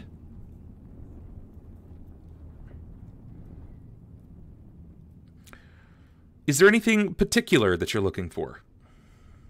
Something that can kill a lot of them. So you're looking for basically like a nuke, then? Yeah. All right, the text in which this is written is widely unfamiliar. Do you have access to tongues or read? What can you do for me here? I actually have both. I have tongues and comprehend languages. Comprehend is pretty good. It'll help you with this one. Alright, I will cast it. Okay. As you cast comprehend languages, the words before you begin to shift. Some of them begin to almost like hum to a vibrate before they eventually make a quick turn over the page and morph before you. They start to take shape in a text that is familiar. For you, in this case, it's probably common. And it speaks of the most effective ways for dispatching of undead. Fire, probably the most prominent. Most of them are not harmed by daylight. You would see that there is decapitation. There is certain divinity, functional divinity. It describes in multiple places that existing believable divinity always weakens the threat of the undead.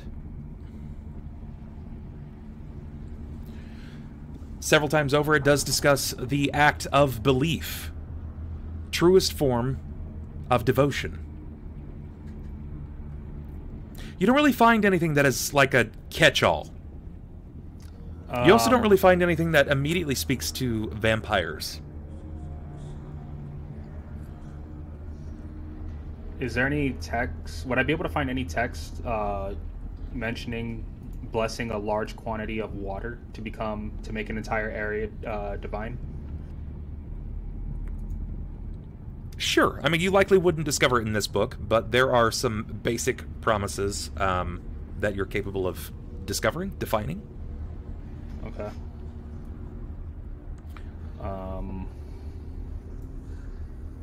But yeah, I mean, if there's no mention of vampires, I guess using that information, I would have to just kind of go off of that already, and just kind of leave it at that because I mean I more or less know about that with the exception of the True Divinity, so that might be something that I could use.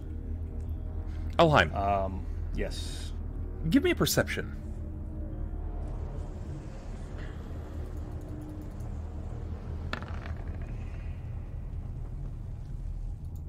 That's really good. 34? That's really good.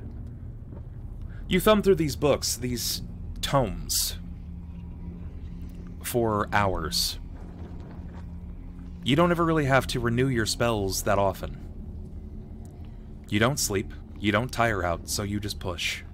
Every time you think you find something, it just leads off the trail. It speaks to the ability of angels, the understanding of magic around them, divinity in its truest form, but it never quite gives you the answer that it is that you are after. After a few days, you start to become furious. You heave a book down to the ground. It smacks echoing off of the walls. Likely a sound that has been heard in a long time. You keel back over on the palms of your hands, and you just kind of rest, briefly, looking at the stacks of books at what could be next. What could you find? When you hear this ticking, a tapping of sorts. It sounds like cardboard being tapped with a pen or a pencil. Your eyes train around the room for a moment before you notice that it's up to the upper right, near the ceiling. An untrained eye wouldn't have been able to see this. However, a person that was easily enough looking for this, based off of what it was, is capable. Let me go ahead and adjust the cameras real quick.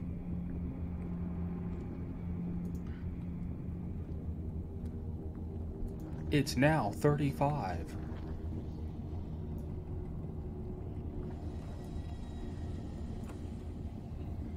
As in the CD? Yeah. Damn. That's intense. It's Kids Pop 2019. It's answer all our problems.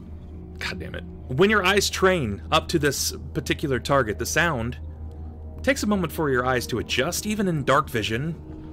It has something slightly obscuring it, likely Drider web at this point. Something's moving. It's tapping. You can't tell if it's tapping against the ceiling. You can't tell if it's ticking against the web.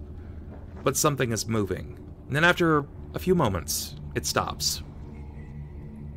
You notice that it stops after the tremor of sound pangs away from the book hitting the floor. When that echo ceases to emanate an echo off of the walls, it stops.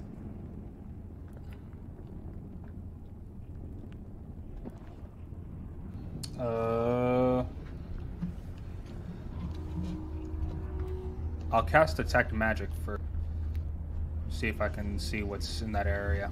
This whole place is magical. Okay. Everything about this place is magical. Even Drider web is magical.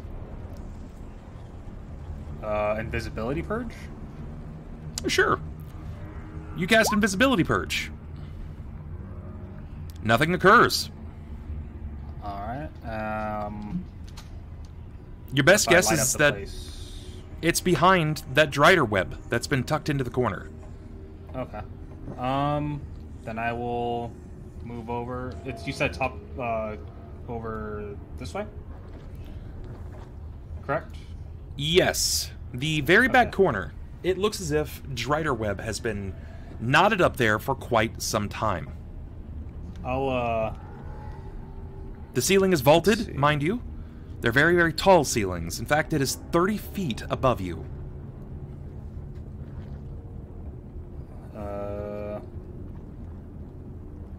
What can I use? Oh, spiritual weapon. Okay. And have it come out, and I'll have it strike the web, and it'll deal 9 damage for its first attack. What does this look like? What does your spiritual weapon appear to be? Does it look like, is it like a gauntlet that kind of comes down, flinching fingers, and then punching at it, or what does this look like? It would still be Helm's favorite weapon, the Bastard Sword. Okay. So as it forms up, it'll turn and just start cutting at the web. Sure.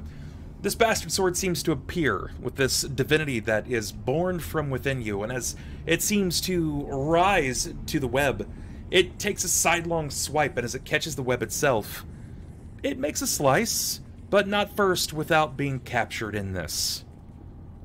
It seems to be stuck. Web is kind of clinging to the end of it. I'll have it start, like, twisting, and Sure. then, like, pulling away, so that way it gathers up all the webs, and I gotcha. then just, like, pulls it toward me, yeah. Sure. Spaghetti's. You seem to have it bind up several times over, and you can actually see that it's stripping the web from the corner. As it does so, some of it still remains, but in the corner is a book. A singular book, bound in red, dark red. Can I pick it up? It's not fallen. It hangs.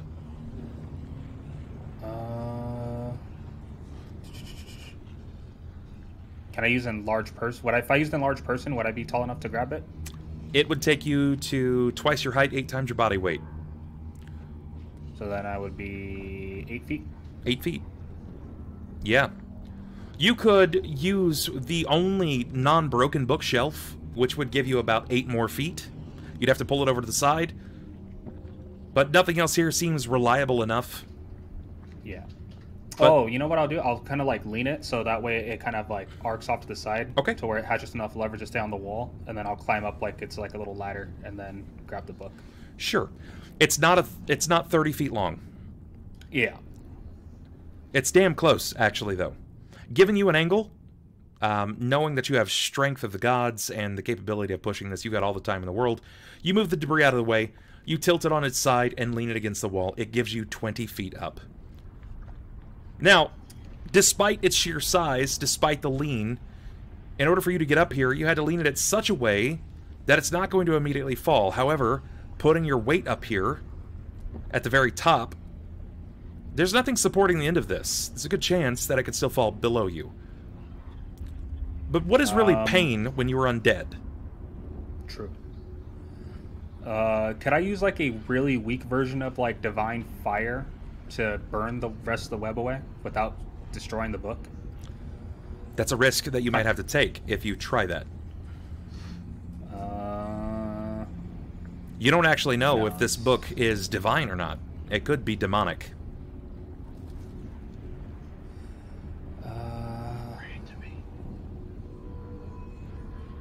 I'll let me try it.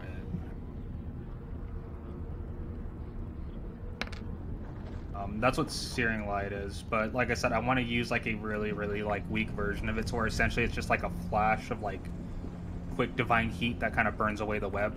Sure. Without setting the whole thing ablaze. So sure. I'll do that if that's okay. Give me a 75% range. Actually, technically, it's just going to be a 25% range that you do want. Just 1 to 25. Ooh, you almost had it. You almost had it. You guide this shelf all the way up to the precipice of this point of the room, but you can't quite reach up just enough. At its angle, you're still about 5 feet away. Frustrated, you tether your Searing Light just down to a focal point for a small burst. And as the 7 points of this light, the Searing Light bursts from your palm, the web catches flame. But so does the book. The book itself immediately takes. Like tinder, it begins to just sizzle. Strange, because most books don't take like this. The skin of the book begins to bubble around. What do? It doesn't seem like it's going to last very long. Has it fallen yet, or no? No. The rest of the web has fallen, but this actually remains stuck there. It's at this time that you notice that the cover, or the backside of the book, whatever it happens to be, is actually ticking several times, like it's opening and slapping the pages. That was the knocking that you had heard. But now it sizzles. Bubble of what appears to be almost flesh begins to roil and rine off of the cover. I'll cast Summon Monster 6 then, and it'll be the Azotl, and I'll command her to grab the book, since she can fly. Okay, I'm going to take a second to take a look at what this creature is. I'll send you the link. Please do. Where are you sending that? I'll do it in Discord. Okay.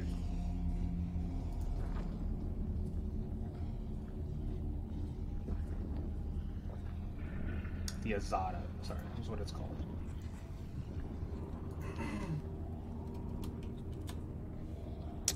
The Azata. Okay. There you go. Got it. Let's see. The Azata, if it would like to load. Yeah, it's the older Paizo page, so it's going to take a few Alright, that's fine. seconds. I'm just going to Google what this thing looks like. You said it has flying, correct? Correct. Alright, that's got a fine. fly 70. It is the, that looks like a Kuatl, but is, almost like part Asimar. Yeah. Yeah, okay. Give me the Summon Monster. Summon Monster 6. 1 round per level. Yeah, very good. She will. She appears before you. Give her the command. What do you say to her? I'll send Celestial, grab the book, prevent it from burning. She immediately takes to flight after a wicked glare is cast your way. Remember, Summon Monster doesn't always mean that they are aligned necessarily to you. You literally pull a creature from their plane of existence. Yeah. She realizes what exactly this is. She moves up quickly, and she seems to cast what looks to be a small spell. As she reaches to the book, this chill emits, causing the fire to dampen around it, and it seems to give a bit of like a carbon-dated look to the cover itself, as the skin just kind of roils and bends up a little bit. She grabs at it, she pulls it away from the ceiling, if not at first struggling, before bringing down to you the book. And then she waits. She seems to coil up. As I take the book from her, I will look to her. Thank you for your time. You may go. And I'll unbind her. She nods, and as such, when you unbind, it just kind of glimmers out. What seems to lie in the place of her is a small candle, seemingly burnt out, and what looks to be what's left of a small tiny bag. You recognize these as components. You have the book before you. I'll check what the ticking sound was first. It's no longer ticking. Then I will open the... I'll check the book to see if it's... No, you know what? No, I'm just going to open the book. Because I can't even disarm stuff. So yeah, I'll open the book if it's possible. Okay. The book is warm to the touch. Occipitous is warm. But the book itself is warm to the touch. Admittedly, it was just on fire. But this feels like you're touching another person's arm, a leg, maybe even a back. When you pull the cover open, text seems to be there, but it's freely shifting. It almost seems like flame licks over the pages. The letters themselves burn several times over before shifting and weaving on and off of the page. You do not recognize the language. But as quick as you can look at these words that seem to burn upon the page and then remove themselves, they disappear, never quite giving you enough time to determine what the language might be. What do you do? Seeing as this book is of importance, I will take it out to Harold to see if he can decipher what it is. You come out to him. Unlike you, he actually has to rest. And at this point, he has taken a perch, and he doesn't quite move. His eyes are closed. But where he rests, much like a gargoyle, he sits. You call out to him. Yeah, so I walk up. Harold, friend, I think I found something. His eyes open. Head turns sharply so to you. Ulhime. He descends down from the platform, leaping about 15 or so feet. Wind catches into his wings, extending out but leaving him to drop into the fall. He's there before you. I present him with the book. I think this is something of importance, but I cannot decipher what it says. You said you handed him the book? I just I'm showing him, like, when I open the book, like, I can't decipher it.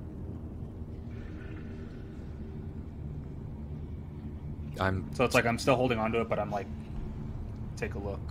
I'm sorry, as I informed you, I cannot read these texts.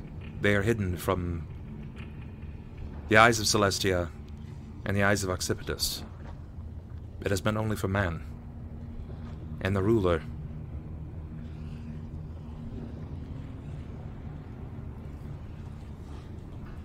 So then I would have to take this to Klaus then. He might be able to read it, but this is not a book that I am familiar with. It's not one that I've seen before, and I've been inside of the cathedral many times.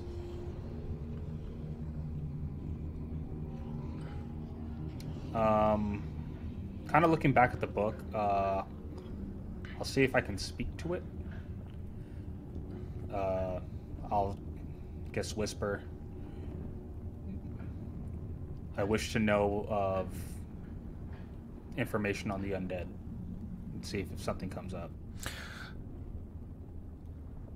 There's a pause before the silence is broken. Harold says, Ulhime, it is a book. It is not alive. It will not speak to you.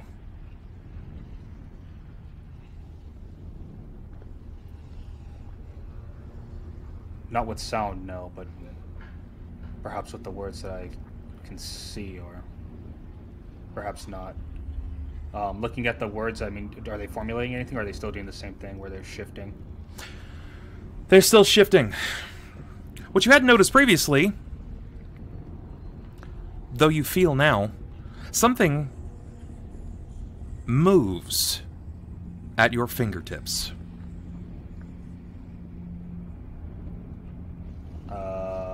Seeing as my hand's under the book, I will slowly turn it over to see what's going on. When you close the book, between the carbon from the fire and the spell of the Azada, bits of the binding and the cover started to roll up. You didn't really think much of it. You didn't think to clear the carbon away, but you've been touching it now for a few moments, and you have carbon on your fingertips. Below the binding, below that cover, a vein runs through the book. I'll rub the areas around it to, I guess, expose more of what I'm looking at then. It seems like you're looking at what you believe is flesh.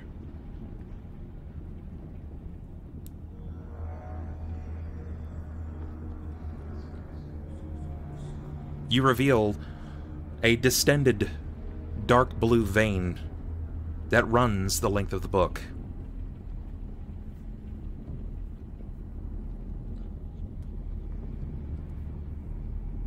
Harold's just stuck looking at your hands. Ulhime, why is the book bleeding ink onto your hands? It's not ink. It's blood. His head lowers to your hands. You're right.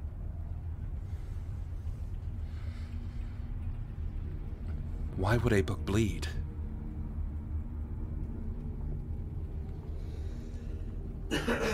As you said yourself, there's all manner of creatures here. This could be one of them. He extends his hand out, almost to ask if he can see it, like suggesting. I'll hand it to him. When he takes the book, he seems to look several times over. Give me a perception, please.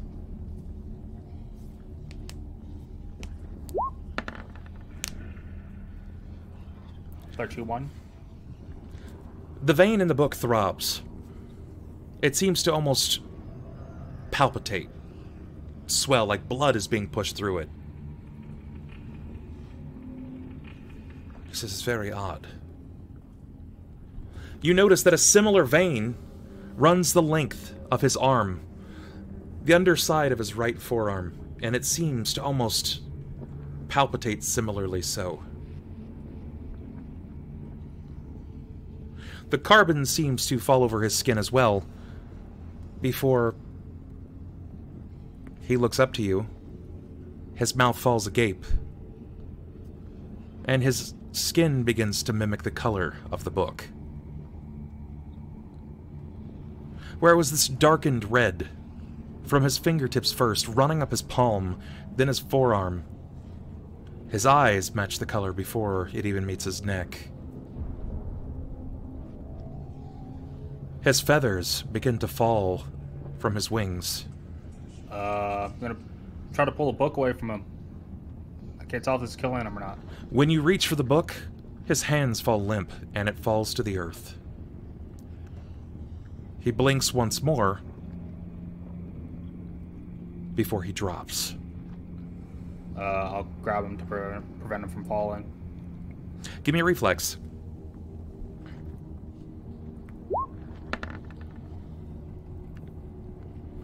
No. Even as you stumble, you are able to catch him. Oh, okay. Unlike the way that he looks, unlike the normal plane, you're expecting the body of a man probably at about 130 to 140 pounds. Yeah. But you catch him with ease. He feels almost weightless. It's like catching a sheet. His eyes glaze over, glassy in construct, before he falls limp in your arms.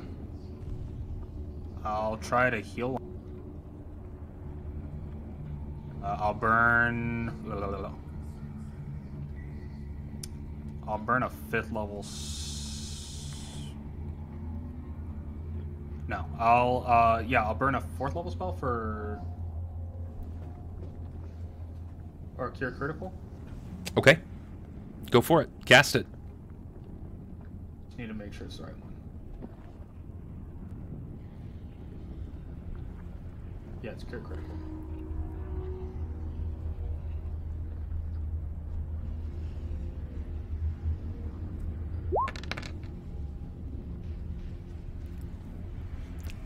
As you cast the spell, his body quickly, with almost utmost haste and speed, covers in this dark red, almost like dried blood on his flesh, where it was like cracked porcelain before, beautiful in construct. It almost seemed as if he had been carved from marble. It's now this rich, dark red.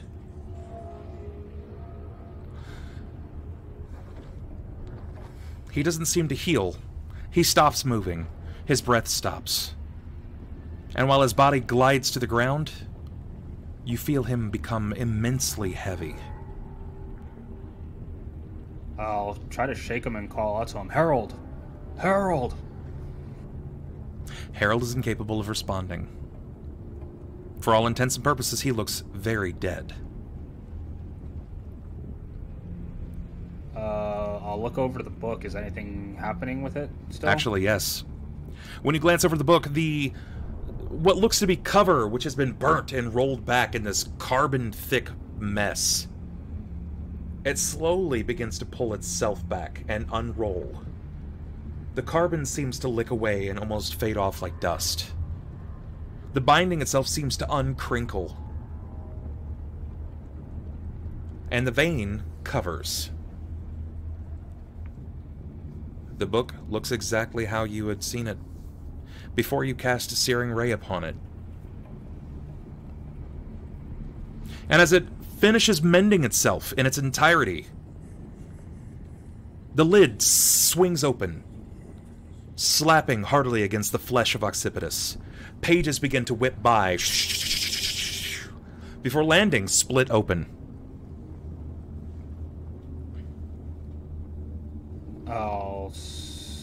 I'll gently put Harold down, and then I'll look over to the page that it went to. The fire licks over the page several times over, but instead this time of the carbon itself almost being whisked away on the wind, it stays on the page.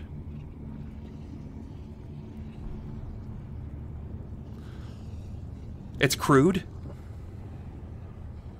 You recognize it as celestial. Tongues at this point, or read, is since long gone. It's been hours. Days, even. You cast again to attempt to read it. Yeah. As you cast again, comprehend languages, channeling your divinity, to beseech what it is that is scriven into these pages and why you can read it now.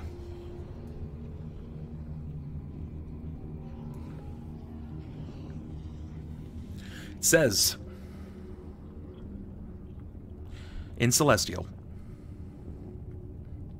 that I'll tell you after we come back from break. That's a weird text. We'll be right back, guys. Okay. We will be right back, guys. We're going to go ahead and take a brief break. When we return, you will see that Ulhime will have a message, and then we will move back to the rest of the crew, so we can figure out what's happening with Rahk, not Rank, with Cort. Not Cart. Not Cart, Buttercob, and Thelsa. So, we'll see you guys in just a minute. Be right back. Don't go anywhere. Or if you do, just run to the bathroom. I'm going to leave the call open so these guys can actually talk to you. But I'm going to go get some water, run to the bathroom, and kiss my wife goodnight. So, BRB, cats. Yes. His first mistake was letting us talk to you. His second mistake was letting us go ahead and do it without supervision. Can one of you guys give me the super Cliff Notes version? Everything you just saw, that's what happened. No, That's I'm talking about basically- from the recap. There's absolutely nothing that involves Cort. No, just to be on base, when he says we're figuring out what's happening, it was Will was coming to the bathhouse following Thelsa with you in her hands, correct? Yeah. Thank That's you. basically it. That's Yeah. what I was looking for, that summary. Also, sorry, this is taking so long, guys. I'm trying to You're- speed this It's up. all good. Don't You, care. you went the past couple episodes without having too much go on, so I mean, worthy sacrifice. Also, just be glad it's not a real month. Guys, you guys might want to just kind of leave for a while. It's going to be like 7 sessions of just me, alright? So We'll come back in a few months. Don't worry, you'll have your puff. he's like, what do you Cats, I'll be right back. you guys I come didn't back? Yo, what do you realize there mean were you're level 7 Wednesdays 17? in a month. I actually cleared another module while you guys were gone. Actually, then we'd have so many sessions without you because of the time dilation. You'd just be gone for like the rest of the time. He's Come gone back for and the you're next like, "Oh, shit." 156 sessions. Just steps through the portal like, "What's up, guys? I'm here to fucking save the world." Dude, that's literally what's happening right now. Cauldron's on fire. Cauldron's already been like. You're gonna come back. Cauldron's just gonna be deserted. I've dead, been gone You're for like, I'm so long. So many years. You've been gone for a day and a half. What? You have a full beard, like just raggedy white hair, and you're like, The it's things like I've millennia. seen. You've The been gone things like I've a week. done. What are you talking about? Dude, you were gone for like 5 minutes. What are you Stay a talking about? while and Alright, listen. I'm like, oh my god. It's like the whole thing with Inception. Come back, only like 20 minutes has passed. I mean, that's what's happening right now. I'm spending a couple of months there, so that's like, I was essentially rounded to like the last 4 hours before Jacob's actual trial, where I get back and I'm like, hey, where's Jakob? Hey guys, what's up? How's my super special friend that I love very much? Oh. What do you mean? He already been hung. I'm all, well, you can't save them all. That's all that matters. All right, I'll see you later. Gonna go find a new Well, no, tiefling what's going to be work on. real funny is that he's going to come back. The town's going to be all abuzz about hanging Jacob. Then he's going to get back to the bathhouse and realize see Jacob's Thelsa. alive, and then find out Klaus is damn. They killed the wrong one. I mean, he Oh, might yeah, not even it's see it like that because growing up he again. knows about your soul spark thing, so he'd be like, oh, he'll be back. He'll be, in a while." yeah, he'll be. You're basically doing what A Cort's day. doing right now in the bathhouse. Like, wow, he's How long taking is a it going while to to be before come he comes back. back? Go to the soul spark lost. God, Don't this is check just on like him. Dad and that Klaus pack of packs. cigarettes. He has a name tag on him. If It's like lost. waiting for your friend who's in the bathroom at the Golden Yeah, and Corral. you're just sitting Yeah. there waiting. You check your watch, waiting. No one shows up. I just go up to random people that just enter the bathhouse. Klaus? No. Klaus? Nope. No. Dude. Klaus, my man. Nope. Can we please just do this for the rest of the Klaus? The rest of this module. Whenever we meet someone new, it's like, Dude, is that you, Klaus? No. Now the Torrent shows up. Klaus? No. You just hear from the bag on his side. Yeah. No. Jacob's going to put a sign on the bathhouse right next to the door. Knock 3 times if you're Klaus. there's no door. Papa Legba Just shows knocking up. on air. We've gone through this already. You have to knock Papa on the Legba shower. shows up. We're all Klaus. He's like, no. Just No, leaves. No, bring if it you back? want him. All right, vampire kids and goblins. Which one of you is Klaus? Can you imagine? Well, what wait, came it's probably back. going to be hard to figure out. Meet Adam Argus Why? for the first time. I know this is So you, why Klaus. is that? You can't fool me. Klaus, you got us. They're like, what happens if we tell you who's Klaus? Well, we're killing everyone else but that one. And they just go into like this whole like civil war with each other. They're like, I'm the real Or Klaus. worse yet, they Fucking go and see... Spartacus all over again. No, they go and see Jared, and they're like, Klaus? Oh, you fucking lost him? Kiana, Klaus. Kiana, no, Klaus. We gotta convince someone they're Klaus now. Klaus? How do you lose a Klaus? Look at Jacob. No, you're Klaus. You don't Does he got a cherish tracking me. collar on? Does he got a chip? I definitely Like a- want to just. Random animal just comes up to us. Oh, dude, found Klaus, guys. We're good. Please the take last me one. on Go the over right form now of... for the butterfly. Take Just me like a on the random form of a horse. squirrel. It's like a random. Guys, This guys, random I horse saw just comes with Klaus. us into combat. They're like, what? Why do you guys have this horse with you that always goes with you everywhere? Dude, this is Klaus. Like, really? Yeah. I mean, look, Klaus, tell him. See? Just Said yeah. End up using tongues. He's like, yeah, my name is Bernie. I'm not Klaus. I don't even know who that is. Stop introducing me as Klaus. Everybody keeps calling me Klaus, so I must be Klaus.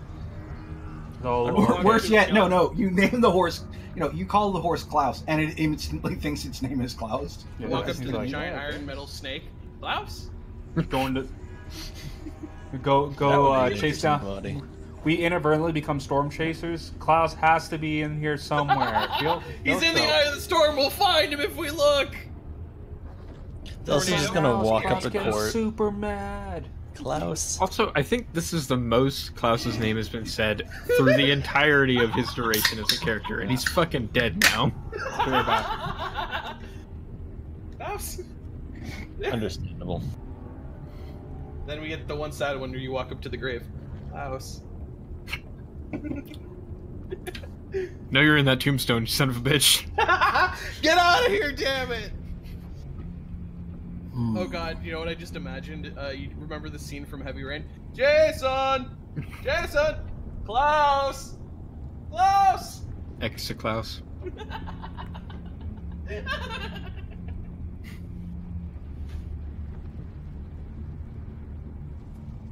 still like to think if we're gonna search the populace for you, we'll do it bureaucratically, and we'll have people line up at the bathhouse one by one.